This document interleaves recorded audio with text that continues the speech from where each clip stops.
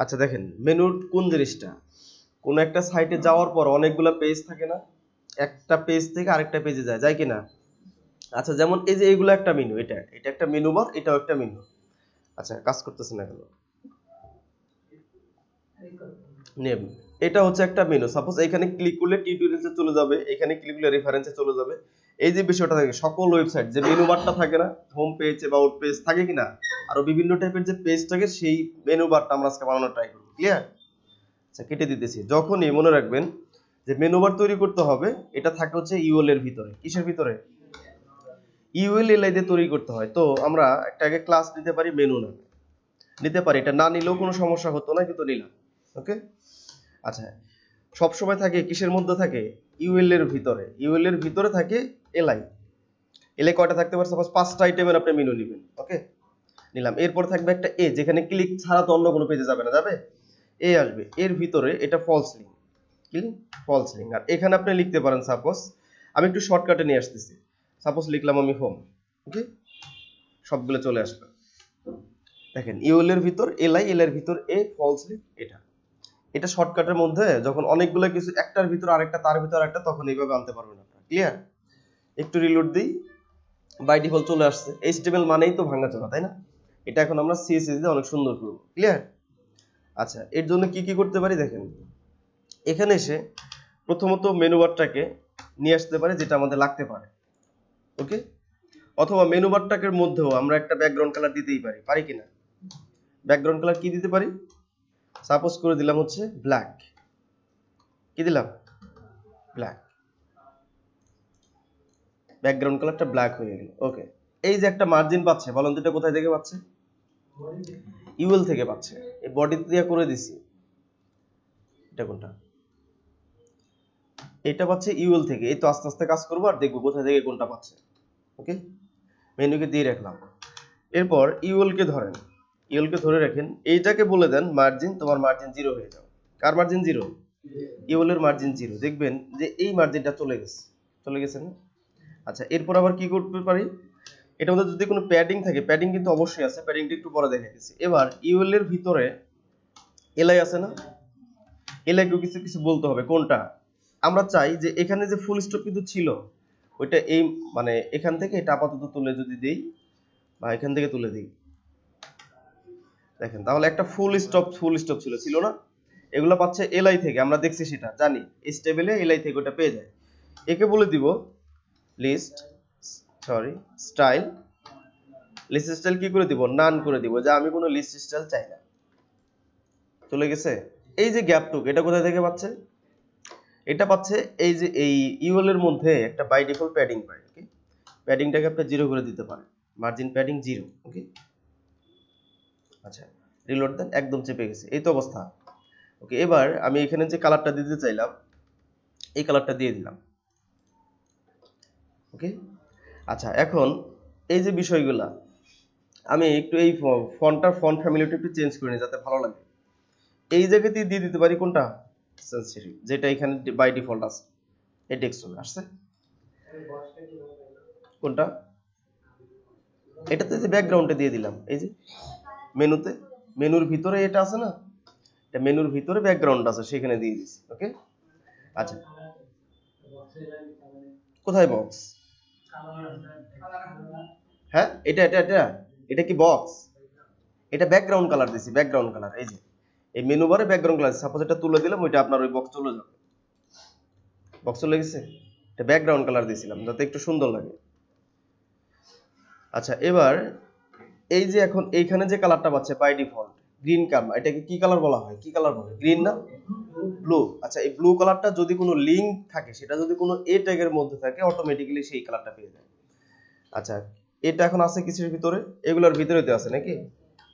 আচ্ছা হ্যাঁ, এখানে কি করব? কালার হোয়াইট করে দিতে পারি আমরা, তাহলে সুন্দর লাগবে, ব্ল্যাকের মধ্যে হোয়াইট।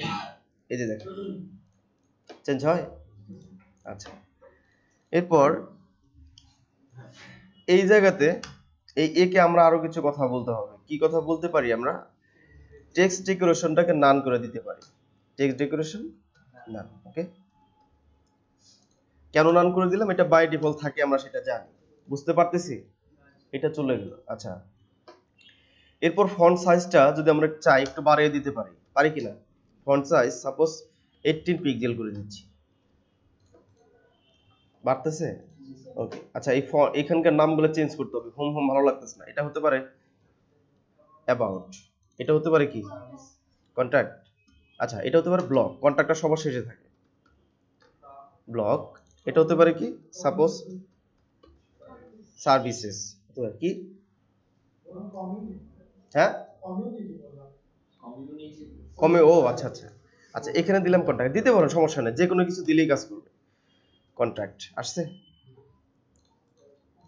আচ্ছা, এই যে বিষয়টা দেখেন, এটা তো আমি প্রথমে নিয়েছিলাম, এখানে আমাদেরকে ছোট হাতের থাকতে হবে, আর আপনি ডিজাইন করে দিবেন হচ্ছে এখান থেকে, যাতে এখানে ক্লায়েন্ট যাই লিখুক সে তো জানবে না, সে কি ওই মাথায় রেখে দিবে যে আমার প্রথম ওয়ার্ডটা বড় রাখতে হবে, লেটারটা। আপনি ডিজাইনটা করার টাইমে তাকে পারফেক্ট করে দিবেন, সে শুধু টেক্সটটাকে বসাই দিবে, সে অটোমেটিক্যালি ডিজাইনটা পেয়ে যাবে। ক্লিয়ার? এখন এটা এইভাবে খারাপ লাগতেছে না ফর্মগুলো? আমরা চাই যে এটা একটু বড় হয়ে যায়, মানে লেখাগুলো প্রথম লেটারটা বড় হবে, কি দিতে পারি আমরা? টেক্সট ট্রান্সফর্ম, ভুলে গেছি, কি থাকবে? Capitalise, capitalise. ওকে, এই তো অবস্থা। আচ্ছা, ক্যাপিটালাইজ হয়ে গেছে, এবার ক্লায়েন্ট যাই লিখুক অটোমেটিক্যালি সে ক্যাপিটালাইজ হবে এখান থেকে, বুঝতে পারতেছি? এবার আরেকটা কাজ করব, এই জায়গাতে একটা প্যাডিং দিব। কাকে প্যাডিং দিব? সাপোজ 10 পিক্সেল আর 20 পিক্সেল দিয়ে দিলাম, অথবা 15 পিক্সেল, পিএক্স এখানে কি 15 পিক্সেল। এই তো অবস্থা। কোথায় পাবে এটা? এ পাশে কিন্তু পেয়ে গেছে, দুপাশে, কিন্তু উপর নিচে পাই নাই, পাইছে?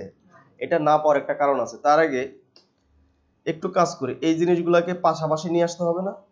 মেনু কি এরকম হয়? এরকম হয় অনেক ক্ষেত্রে, কিন্তু সেই শেপটাতে এখন আমরা আসতে পারিনি, আসছি। আচ্ছা, আগে পাশাপাশি নিয়ে আসি, এই মেনুটা দেখি। পাশাপাশি নিয়ে আসতে গেলে আমরা অনেকভাবেই নিয়ে আসতে পারি, কিন্তু যেটা ইজি সেটা দেখাইতেছি। ফ্লোট লেফট করেও তো পাশাপাশি আনা যায়, যায় না?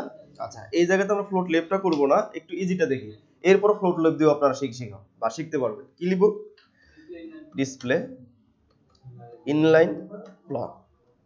ডিসপ্লে ইনলাইন ব্লক দিলে কি হবে? এলআই সব পাশাপাশি চলে আসতেছে।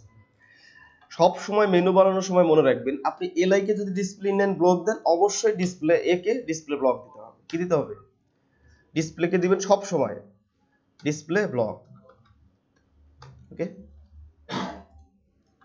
এবার কিন্তু প্যাডিংটাও পেয়ে গেছে না? আচ্ছা, প্যাডিংটা পেয়ে গেছে, তাহলে আমরা দুপাশে 15 করে দিতে পারি। এই হচ্ছে আমাদের একটা মেনু বার, তাই না? মেনু বার এখন কিভাবে মানে বুঝতে পারতেছে? আচ্ছা, এগুলো ভেঙে ভেঙে দেখলে আমাদের আর একটা সাইট, কিছুদিন পর একটা সাইট দেখলেই বুঝতে পারবো এই সাইটটা কিভাবে তৈরি করে, কি দিয়ে তৈরি করে। ক্লিয়ার? এটা হচ্ছে মেনু বার। এই মেনুটা যদি এগুলো একদম এই পাশে শো করাতে চাই, কি করতে হবে? ফ্লোট লেফট না, এটা টেক্সট অ্যালাইন করতে হবে। কাকে? ইউএল কে। ইউএল কে টেক্সট অ্যালাইন দিলে কোথায় চলে যাবে? বা এটাকে করে দিব right, text align right, text align right, একদম এই পাশে চলে গেল। আর যদি সেন্টার করে দিই, তাহলে আমাদের মেনু কোথায় থাকবে? সেন্টার, সেন্টারে থাকবে।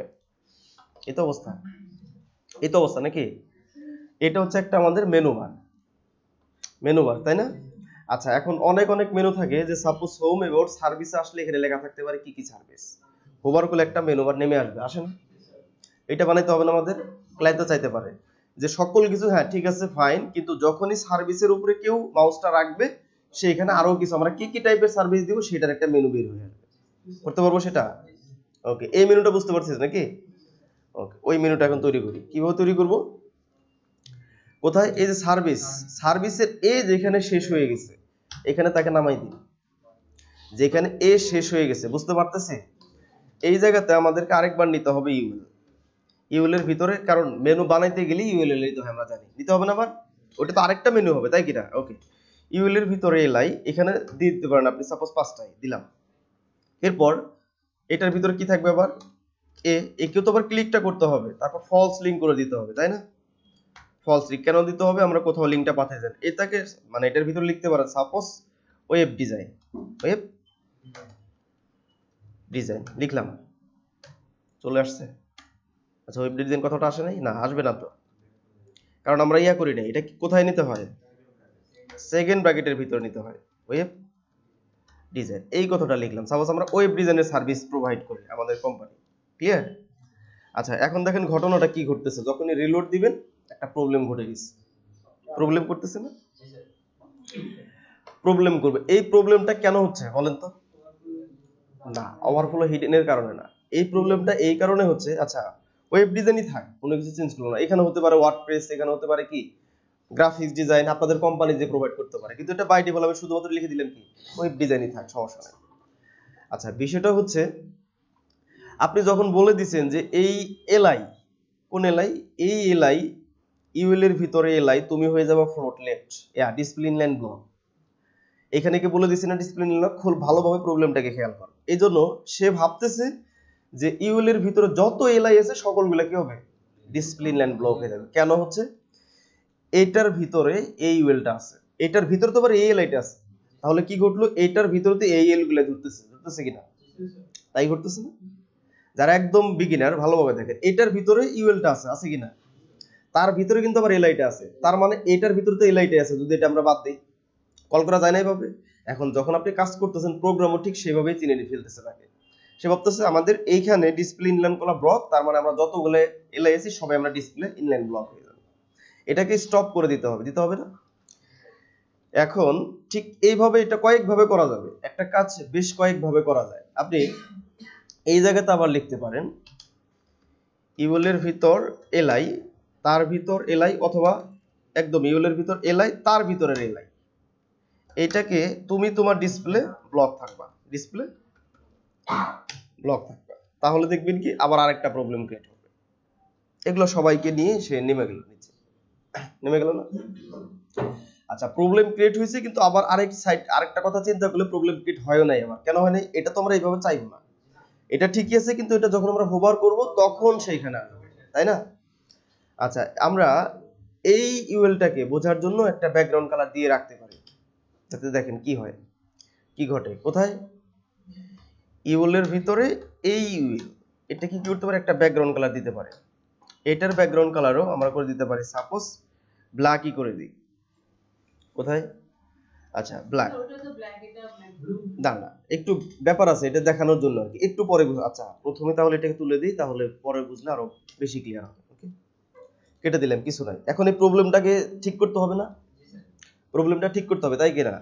এই প্রবলেমটা কয়েকভাবে ঠিক করা যাবে। প্রথম যেটা আমরা করতে যাচ্ছি এক্স্যাক্টলি সেইভাবে করার ওয়ে হচ্ছে, এই যে ইউএল এটা নিলাম, একে একটা পজিশন করে দেন, পজিশন অ্যাবসলিউট, অ্যাবসলিউট করে দিলে হবে কি, মনে আছে কি ঘটে, সে বের হয়ে যায় একদম, সে যার ভিতরে থাকুক না কেন এর উপর আর কেউ কোনো আধিপত্য বিস্তার করতে পারবে না। পারবে? এখানে কিন্তু মেনুটা আছে, এই জন্য আমি যে ব্যাকগ্রাউন্ড কালার দিছিলাম, যে এটা বোঝানোর জন্য। এখানে কিন্তু আছে মেনুটা, এই যে ক্লিক করার অপশনটা আসছে, যখনই ডিসপ্লে দিয়ে দিলাম তার সাথে তার কোনো সম্পর্ক নাই, সে অটোমেটিক্যালি বের হয়ে গেছে তার ভিতর থেকে। এখন এটাকে বোঝার জন্য এই জায়গাতেও ব্যাকগ্রাউন্ড আপনারা আপনাদের মনের মতো ব্যাকগ্রাউন্ড কালার দিয়ে তৈরি করতে পারবেন, সমস্যা নেই, যার যেটা ভালো লাগে।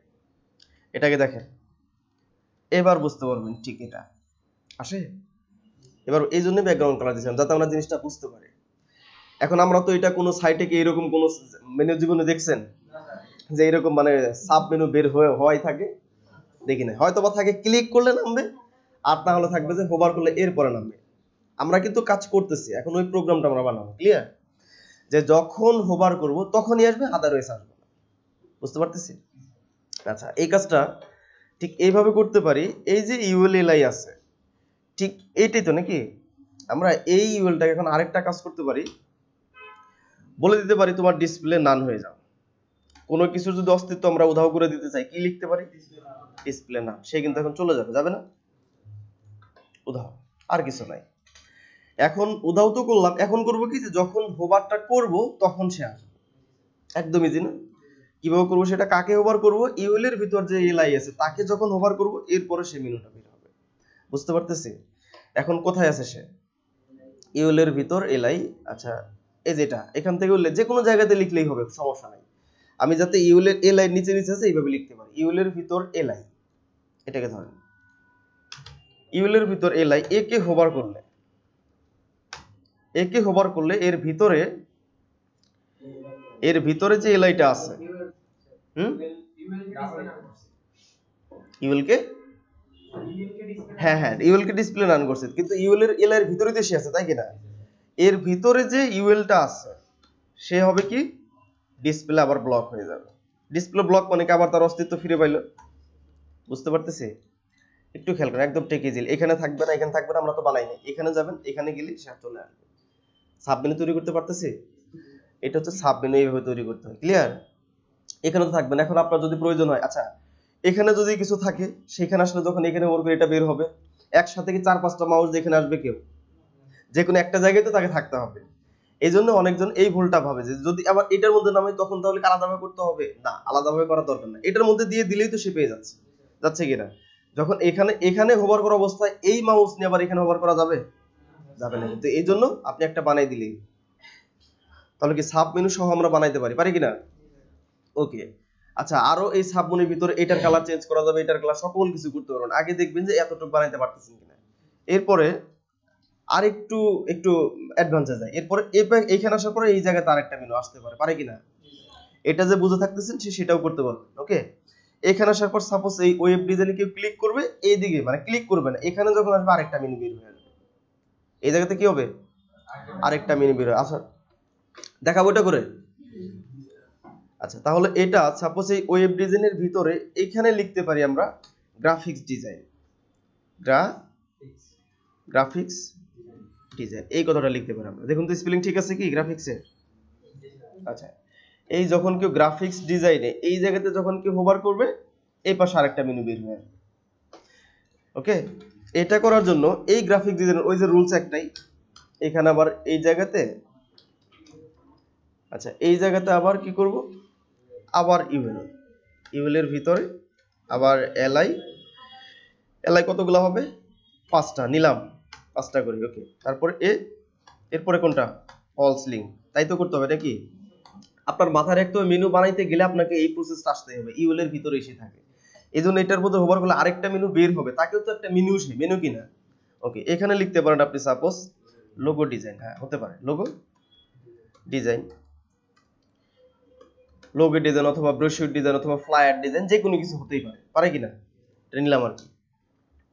আচ্ছা এবার একটা ঘটনা ঘটবে, দেখেন এখানে গেলে ওই যে ওটা সহ বের হয়ে আসতেছে, কি আগের সেম প্রবলেম, কিন্তু এখানে এখন হোভার করার পরে আসতেছে। আর এটা কি এরকম সরাসরি আসবে? সোজা তো নিচে নাম্বার, এটাকে আনতে হবে যে এই পাশে, তাই না? আচ্ছা হ্যাঁ এখানে হোভার করলে তারপরে সে বের হবে। কিন্তু একটা করে প্রবলেম ফিক্স করি। ওয়েব ডিজাইন মানেই হচ্ছে কি বড় বড় প্রবলেমের সমষ্টি ওয়েব ডিজাইন। আর এই প্রবলেমগুলো হবে দেখেই আপনি ডেভেলপার হচ্ছে। যদি একদম ইজি হতো তাহলে সবাই ডেভেলপার হতো। এই একটু কঠিন, একটু কমপ্লিকেটেড, এই কারণে আমরা আস্তে আস্তে ডেভেলপার কিন্তু সবাই হতে পারে না, মাথায় রাখতে হবে। যদি এই প্রবলেমটা এই জন্য কাউকে ভাবা যাবে না এত প্রবলেম কেন, বুঝতে হবে যে না প্রবলেম করার জন্যই আমি ডেভেলপার, আমার ডিমান্ড হবে মার্কেট প্লেসে। ক্লিয়ার? এটা সবসময় মাথায় রাখতে হবে। এখন যত প্রবলেম হবে প্রবলেমগুলো সলভ করতে পারাটাই হচ্ছে এক্সপার্ট। ক্লিয়ার? আচ্ছা এখানে আসলাম, এখানে আসার পরে প্রথমত আগে ওনাকে এই পাশে নিয়ে আসি। কাকে? এই যে গ্রাফিক মানে ভিতরের যে সাব মেনুর ভিতরে যে আরেকটা মেনু, এগুলোকে জেলে কি বলা হয়? এগুলোকে বলা হয় মেইন মেনু। এটা কোনটা? Main menu. যে হোভার করার পর যেটা আসতেছে এটাকে বলা হয় সাব মেনু। এটার ভিতরে আবার আরেকটা কি বলা হয়? এটাকে হচ্ছে আরেকটা থার্ড মেনু বলতে পারেন আপনারা, যেটা যার মধ্যে রাখতে পারেন। ক্লিয়ার? এটাকে এখন ঠিক করি আমরা। এইটাকে যে পজিশন অ্যাবসলিউট করছিলাম, কাকে পজিশন অ্যাবসলিউট করছিলাম? ইউএল কে, তাই না? আপনাদের একটা শর্ত ছিল মনে আছে যে কাকে কি করতে হবে, যে যদি কাউকে আমরা পজিশন অ্যাবসলিউট করি, এ যার ভিতর থাকবে তাকে পজিশন রিলেটিভ করতে হয়, সেটা কি করছি? করি নাই কিন্তু। এখন যদি দেখেন এই জায়গাতে সাপোজ আপনি লেফট থেকে সাপোজ দিয়ে দিলেন, আপনি সাপোজ 200 পিক্সেল দূরে সরাইতে যাচ্ছেন, দেখেন কোন জায়গায় আপনার মেনুটা দাঁড়ায়, দেখছেন ওইখানে চলে গেছে কেন? কারণ ওই যে পজিশন তাকে করা হয়েছে, সে এখন চিনতেছে একদম এটা এই পাশেরটা, রিলেটিভ দেওয়া হয়নি। এখন রিলেটিভটা দিব কাকে? রিলেটিভটা দিব এই যে এলআই, এখানে বলে দিব পজিশন রিলেটিভ পজিশন। এবার কিন্তু সে আর দূরে সরে যাবে না, কিন্তু একদম এই পাশ থেকে শুরু শেষ হয়ে গেছে। আচ্ছা কোথায় গেল?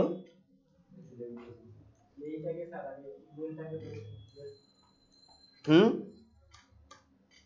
জি বুঝি নাই কোনটাকে দ্বিতীয় নাম্বার লেফটটাকে যে আচ্ছা কাজ দেখতে থাকে নাকি আচ্ছা দেখেন এখানে একটা প্রবলেম ক্রিয়েট করতেছে কি প্রবলেম বলেন তো এই যে এটা একদম নিচে নেমে যাচ্ছে তো এটা এই প্রবলেমটাকে ঠিক করে মানে একটা মেনু এই মেনু চলে আসতেছে কোনটা একটা স্ক্রল বার চলে আসতেছে কেন ওই যে সবগুলা নিচে নিচে আছে আচ্ছা দেখেন এই জন্য এই যে এটার ভিতরে যে লাস্ট একটা আমরা ইউএল নিছি কোথায় ইউএল এর ভিতরে ইউএল তার ভিতরে ইউএল ওকে এই জায়গাতে একটা পজিশন দিতে হবে তাকে কিভাবে নিব সেটা এখানে চলে আসে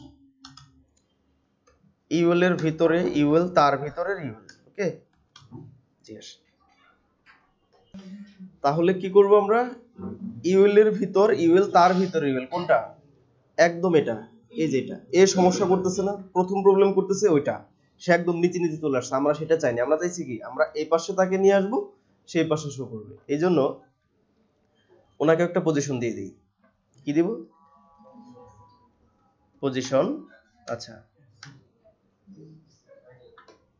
দেখছি আর কি পজিশন অ্যাবসলিউট অ্যাবসলিউট দেওয়ার পরে এর পরেও সে প্রবলেমটা কিন্তু জানবে আবার আরেকটা বিষয় দেখেন এই যে প্রথমটাকে যে আমরা পজিশন করছিলাম সে একটু উপর থেকে লেগে আছে ওটাকে পরে ঠিক করতেছি এখন ওনাকে কি করব ওনাকে বলবো যে তুমি লেফট থেকে কোথায় থেকে লেফট থেকে 100% বাইরে চলে আসবে 100% বাইরে চলে আসবে আসতেছে এই যে এখানে কোনটা এই যেটা তার লেফট তো এটা আপনাকে যদি বলা হয় আপনি লেফটের 100% বাইরে আসেন ওয়ালকে ধাক্কা দিবেন নাকি আপনি নিজে চলে আসবেন এই পাশ থেকে 100% কোনটা হয় এখানে হয় না সে বলছে যে তুমি লেফট থেকে মানে এই পাশ থেকে 100% সরে যাবে এটার লেফট হচ্ছে এটা এখান থেকে আস্তে আস্তে সেই যে 100% চলে আসছে আচ্ছা যখন আপনি পজিশন করে ফেলছেন এটার ওয়েটটা একটু কমে গেছে মানে নিচে নিচে মেরেছে আপনি একটা চাইলে ওয়েট দিয়ে দিতে পারেন কোথায় সেকেন্ড ইউএল এলআই কোনটা সেকেন্ড ইউএল এলআই হচ্ছে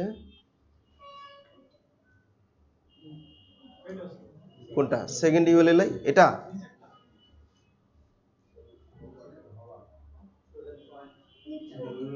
এটা এটা আচ্ছা এটা ইউএল কি দেওয়া যেতে পারে এই জায়গাতে আপনি একটা এই যেটা সেকেন্ড এলআই কি এটা আচ্ছা এখানে একটা উইথ দিতে পারি দেখি উইথ করে দিলাম 200 পিক্সেল ইউএল এর ভিতর ইউএল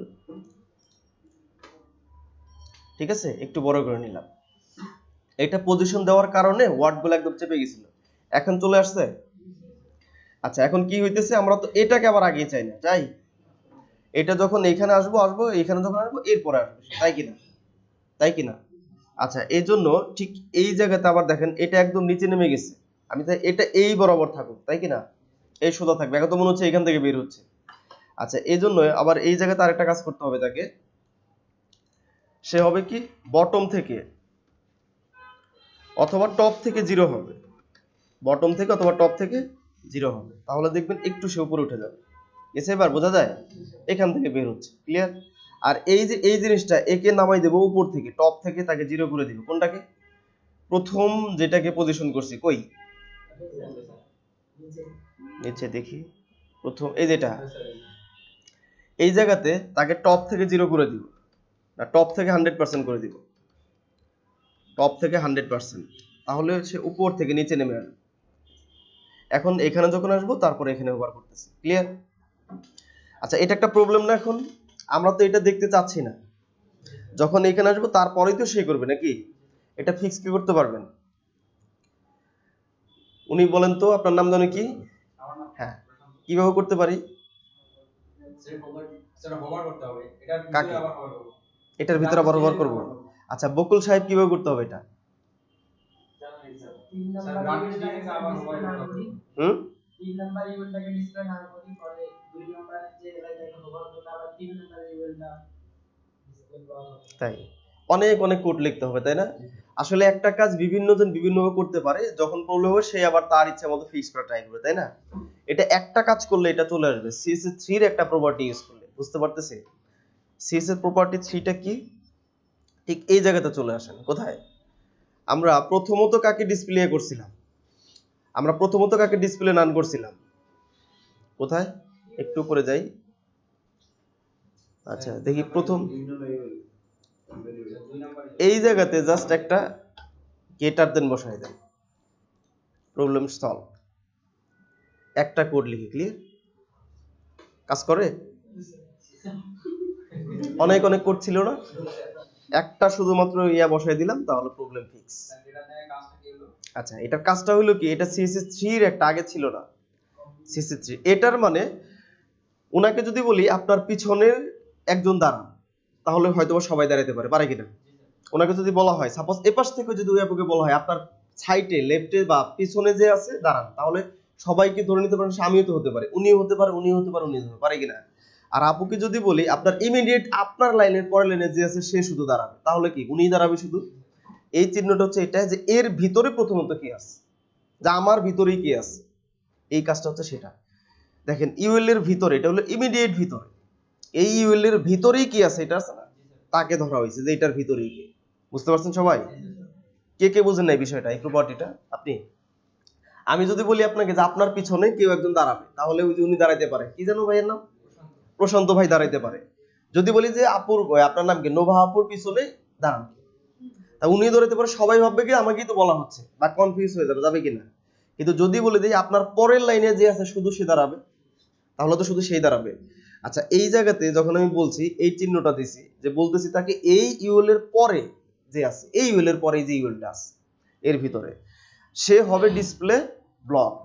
কিন্তু প্রথমত ওই যে যখন ডিসপ্লে তাকে নান করা ছিল, এই যে ডিসপ্লে নান করা ছিল, কোথায় ইউএল? যাকে ডিসপ্লে রান করছে সে কোথায়?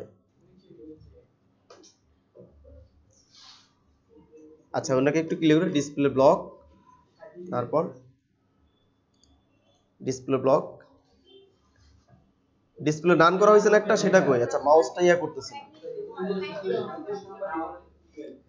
আচ্ছা এই যে বিষয়টা দেখেন, এখন করা আছে প্রথমত কি ইউএলএলআই কে ডিসপ্লেটা নান করা আছে, এই যখন ইউএলএলআই কে ডিসপ্লে নান করে ফেলছি, এই ইউএল এর ভিতরে ইউএল আছে না, তার ভিতরে তো আবার এই ইউএলটা আছে নাকি? আমি কিন্তু বলে দিনে তার ভিতরের উনি, এটা কয়েক ভাবে করা যাবে, আমি একদম ইজিটা দেখাইছি। এখন আমি বলে দিছি প্রথমত করছি যে ডিসপ্লে নান মানে সবাই, এইটার ভিতরে যত ইউএল আছে সবগুলো ডিসপ্লে নান অবস্থায় থাকবে, কিন্তু শো করাই দিছি শুধুমাত্র একটাকে। শুধুমাত্র কোনটাকে? শুধুমাত্র প্রথম ইউএলটাকে শো করে দিছি, বাকিগুলো আবার সেই ডিসপ্লে নান নান অবস্থায় থাকলো। ওইখানে যখন যাবো তখন পরেরটা চলে আসবে। বুঝতে পারতেছি? আচ্ছা বাসায় যে কাজ করলে আরো বেশি ইজি লাগবে। ক্লিয়ার? এখন একটা প্রপার্টির মাধ্যমে এটা আবার অন্য অনেক ভাবেই করা যায়, অনেক ভাবে। এই যে পুরো যে মেনুটা দেখাইলাম, এটা আরো অ্যাডভান্স লেভেলে চিন্তা ভাবনা করে করা যাবে, যাবে কিনা? কিন্তু এইভাবে করে দিলে ক্লায়েন্ট আপনাকে ধরে মার দিবে না। ক্লায়েন্ট হবে, ক্লায়েন্ট তো টেকনিক্যাল না, সে কিন্তু এত কিছু বুঝবে না। ক্লায়েন্টকে যত ইজিতে যত দ্রুত একটা কাজ করে দেওয়া যায়, একদমই কমপ্লিট করা যাবে না, একদম ইজি ভাবে তাকে করে দিতে হবে। এবং সে যদি একটা ডিজাইন চাচ্ছে যেটা খুব কঠিন হবে, তাকে বোঝাইতে হবে যে এটা তোমার জন্য রাইট হবে না। আর ক্লায়েন্ট আপনি যদি বুঝাইতে পারেন সে বুঝবে। সাপোজ ক্লায়েন্ট কখন আপনাকে বিশাল বড় একটা কাজ নিয়ে আসছে যেটা আপনি পারতেছেন না, বা আপনার স্কিল অত দূর যায়নি, এখন কি বলবেন যে আমি এখন অত দূর শিখি নাই? না। তখন কমিউনিকেশন স্কিল, ফ্রিল্যান্সিং এ লাগে দুটো জিনিস, আমি প্রথম ক্লাসেই বলছি, একটা হচ্ছে স্কিল টেকনিক্যাল, আর একটা হচ্ছে কমিউনিকেশন স্কিল। তখন আপনার যে কমিউনিকেশন স্কিল আছে তার ব্রেনকে ব্রেনস্টর্ম করে দিয়ে বলতে হবে না তোমার এটা রাইট, সে বুঝতে বাধ্য যে না ও যেটা বলতেছে সেটাই আমার রাইট করা দরকার, কারণ সেটাই বলবো না। এই স্কিলটা যখন চলে আসবে নিজের মধ্যে, তখন দেখবেন যে নিজের এক্সপার্ট হয়ে গেছে, কাজ করতে পারতেছেন অনেকদিন। অনেক মানুষ বহুত কাজ জানে, প্রচুর পরিমাণ জিনিসপত্র তৈরি করে, অনেক বেশি স্কিল, ফ্রিল্যান্সিং করতে পারে না, কারণ গ্যাপটা তার অন্য জায়গায়। হয় তার ক্লায়েন্টকে সে ঠিকঠাক মতো বোঝাইতে পারে না, ক্লায়েন্ট কি চায় সে একটু বেশি কোড লিখে ফেলে, বেশি কমপ্লিট করে ফেলে, বা ক্লায়েন্ট এমন একটা কঠিন, ক্লায়েন্ট তো বুঝবে না যে এই কোডটা লিখতে গেলে এই কোডগুলো কত কমপ্লিট হবে, কত কঠিন হবে, ক্লায়েন্ট বুঝবে? সে শুধু চাও আমাকে এটা বানিয়ে দাও, তখন সে তাকে বোঝাইতে পারে না যে এটা অনেক কঠিন হবে, তুমি এইভাবে নিতে পারো। এই বিভিন্ন গ্যাপের কারণে মানুষ ফ্রিল্যান্সিং টিকে থাকতে পারে না।